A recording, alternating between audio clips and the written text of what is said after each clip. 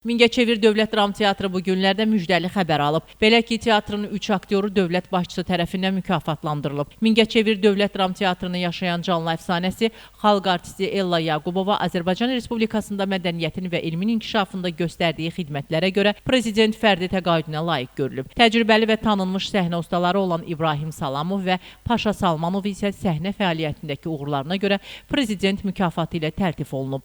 Təşəkkürümü bildirirəm prezidentimizə.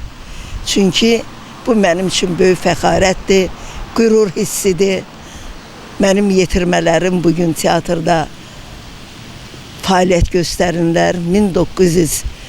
1998-ci, 2000-ci illərdə mən bu teatrda öz şəxsi təşəbbüsümdən gənc aktyorlar studiyası yaratmışam.